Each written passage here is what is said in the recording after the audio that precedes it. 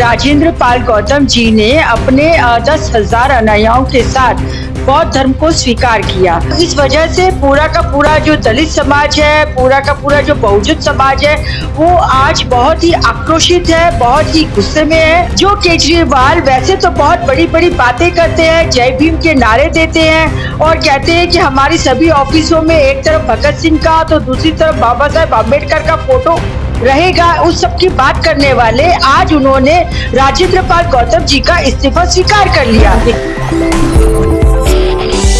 मैं नाजी पठान जी कंटाप में आपका स्वागत है। हमारे साथ हाई कोर्ट की एडवोकेट रत्नाबेन वोरा मौजूद हैं। रत्नाबेन, हमारी दी कंटाप में आपका स्वागत है। नमस्कार जी रत्नाबेन, आपने देखा होगा कि अभी फिलहाल में जो दिल्ली के कैबिनेट मंत्री हैं आम आदमी पार्टी से राजेंद्र पाल गौतम सर ने जो अभी केजरीवाल जी को इस्तीफा दिया, क्या मामला है पूरा और क्या कहेंगे इस पर? देखिए, ऐसा है कि 5 अक्टूबर अभी 2022 को जो अशोक विजयादशमी का दिन था, उस दिन राजेंद्र पाल गौतम जी ने अपने 10,000 अनुयायियों के साथ बौद्ध धर्म को स्वीकार किया। और जिस तरीके से बौद्ध धर्म को स्वीकार करने के लिए बाबा साहेब ने जो 22 प्रतिज्ञाएं दी हैं, उन 22 प्रतिज्ञाओं का उन्होंने उद्घोषण किया अपने सभी साथी लोगों के साथ। और इस वजह से जो केजरीवाल की पार्टी में जो राजेंद्र पाल गौतम जी हैं, वो कैबिनेट मंत्री थे, उनके ऊपर दबाव आया और केजरीवाल जी ने उनसे इस्तीफा ले लिया। तो इस वजह से पूरा का पूरा जो दलित समाज है, पूरा का पूरा जो बहुजन समाज है, वो आज बहुत ही आक्रोशित है, बहुत ही गुस्से में है। और जो हमारे समाज की बात कर रहा है, जिसने मतलब हमारे समाज के लिए अपने कैबिनेट का मंत्री पद का भी त्याग कर दिया, ऐसे इंसान के सामने अब पुलिस ने एफआईआर दर्ज कराने के लिए उनको नोटिस भी डाल दी। फिलहाल तो अभी उनको अरेस्ट नहीं किया गया है, परंतु उनको जवाब तलब के लिए बुलाया गया पुलिस स्टेशन के अंदर और सारा दिन उनको आज पुलिस स्टेशन में बिठाए रखा गया, पहाड़गंज पुलिस स्टेशन में। तो ये सारा मामला सिर्फ और सिर्फ इसलिए बना क्योंकि राजेंद्र पाल गौतम जी ने जो बौद्ध धर्म को स्वीकार किया है और 10,000 से भी ज्यादा अनुयायियों के साथ उन्होंने दिल्ली के आम्बेडकर भवन के हॉल में प्रांगण में ये जो बौद्ध धर्म स्वीकारा है, उसकी वजह से जो मनुवादी लोग हैं, जो ब्राह्मणवादी लोग हैं, ये जो भारतीय जनता पार्टी के लोग हैं, उन्हें तकलीफ हुई है। और इसी तरीके से केजरीवाल वैसे तो बहुत बड़ी बड़ी बातें करते हैं, जय भीम के नारे देते हैं और कहते हैं कि हमारी सभी ऑफिसों में एक तरफ भगत सिंह का तो दूसरी तरफ बाबा साहेब आम्बेडकर का फोटो रहेगा, उस सब की बात करने वाले आज उन्होंने राजेंद्र पाल गौतम जी का इस्तीफा स्वीकार कर लिया। एक छोटी सी बात कि जो विरोधी पक्ष के नेता हैं उन लोग का ये भी आरोप है कि उन्होंने जो देवी देवता उन्हें गाली वगैरह भी दी, क्या कहेंगे आप?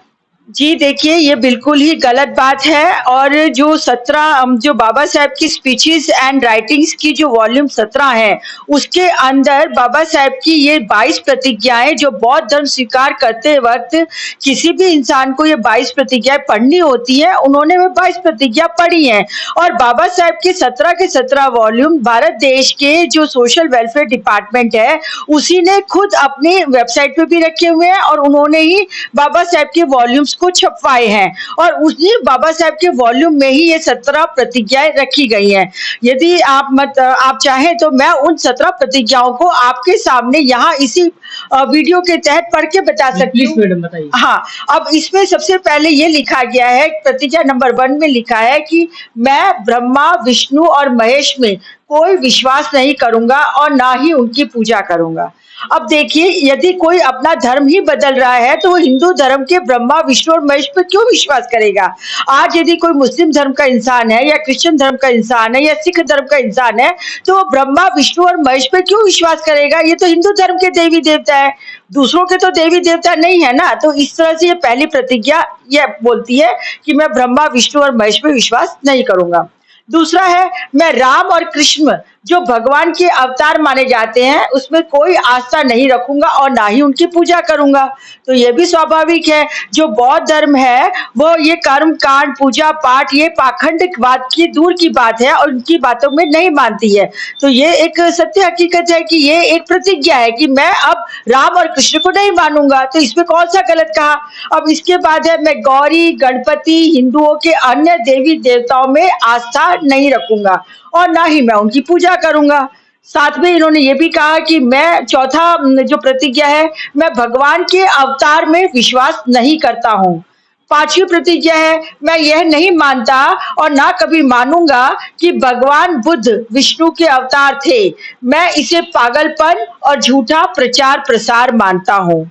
प्रतिज्ञा नंबर 6 है मैं श्रद्धा मतलब श्राद्ध में भाग नहीं लूंगा और ना ही पिंडदान करूंगा।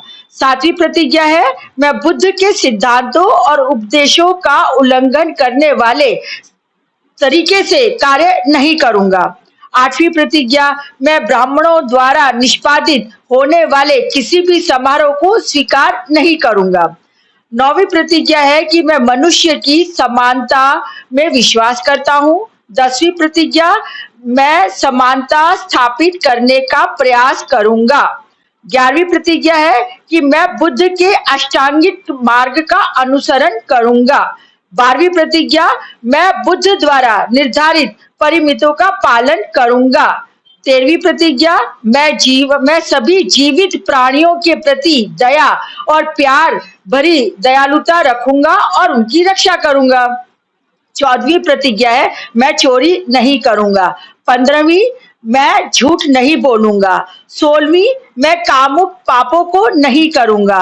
17वीं मैं शराब और मादक द्रव्यों या पदार्थों का सेवन नहीं करूंगा। 18वीं मैं महान अष्टांगिक मार्ग के पालन का प्रयास करूंगा एवं सहानुभूति और प्यार भरी दयालुता का दैनिक जीवन में अभ्यास करूंगा।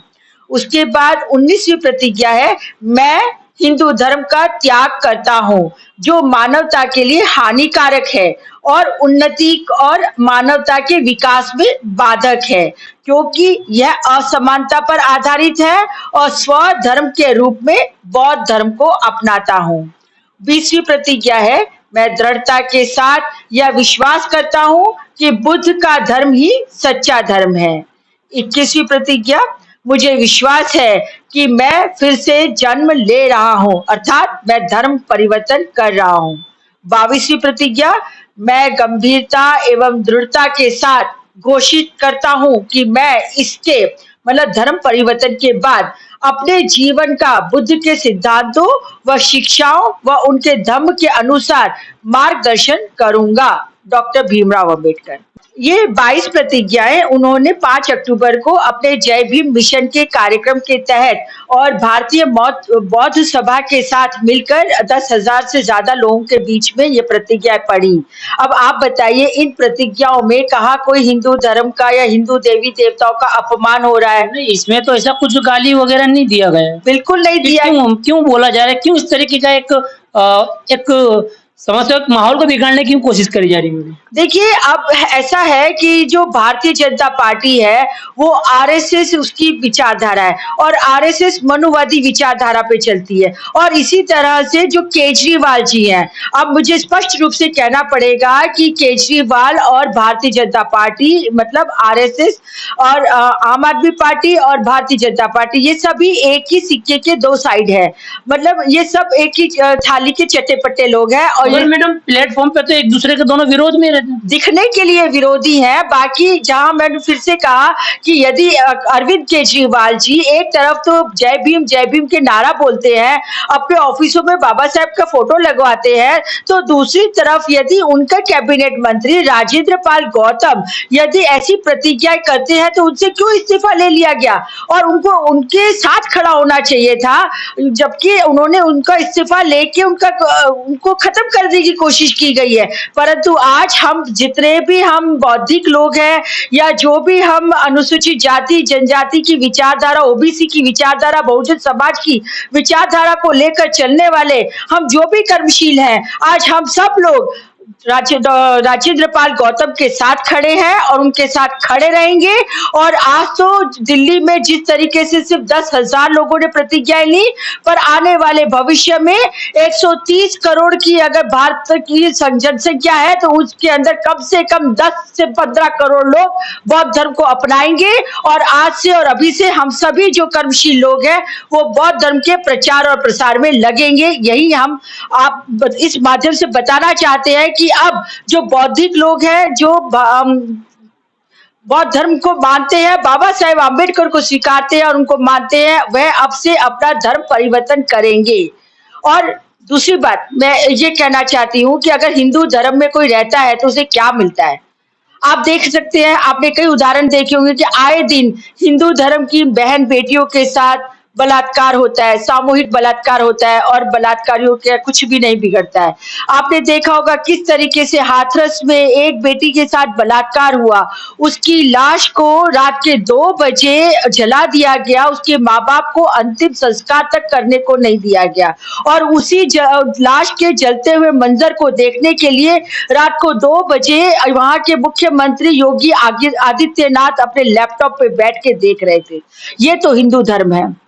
आपने देखा अभी जालौन में किस तरीके से इंद्र कुमार मेघवाल नाम का 8 साल का बच्चा, जिसने स्वर्णों के लिए रखे गए मटकी में से पानी पी लिया और उसको भी उसके टीचर ने मार मार के इतना मारा कि उसने दम तोड़ दिया। ये तो हिंदूवाद है। दूसरा मैं बताती हूँ, यदि आज अगर कोई अनुसूचित जाति का लड़का अपनी मूछें रख ले तो उसको मार पीट के मार डाल दिया जाता है। इसी तरह यदि कोई अपनी शादी में घोड़ी पे चढ़ के जाता है तो उसको भी मार पीट के मार डाल दिया जाता है। यहाँ पर हिंदू धर्म को मानने का फायदा ही क्या है। ऐसे देवी देवताओं को हम क्यों मानेंगे जो किसी तरीके से किसी काम में ही नहीं आते हैं। कहा जाए तो ये काल्पनिक बातें और काल्पनिक कपोलपंथी वाली कहानियों के तहत हिंदू धर्म हिंदू धर्म हिंदू धर्म कह के सभी लोगों को मूर्ख बनाने का काम किया जा रहा है। ये आरएसएस की फिलॉसफी है कि पूरे देश को हिंदू धर्म की तरफ बदल दिया जाए। पर जब तक और जहां तक हमारे जैसे कर्मशीलों के जान में जान रहेगी, हम कभी भी ये आरएसएस का हिंदू राष्ट्र का सपना पूरा नहीं होने देंगे। और जिस तरीके से आज हमारे राजेंद्र पाल गौतम जी बाहर आए हैं, हम सब लोग उनके साथ हैं और उनके साथ खड़े रहेंगे। और यही हमारी मजबूती है कि अब हमारा समाज एक हो रहा है। ये थी हमारे साथ रत्ताबेन वोरा, जिन्होंने एक मैसेज दिया सरकार की तरफ भी, और जिस तरीके से आज मौजूदा सरकार और मौजूदा देश के अंदर जिस तरीके से एक भाईचारे को तोड़ने की कोशिश करी जा रही है और सांप्रदायिकता फैलाने की कोशिश करी जा रही है। क्या मामला था पूरा, हमने रत्ताबेन वोरा से जाना। मैं मोहम्मद नाजिए पठान, आप देख रहे हैं दी कंटाप।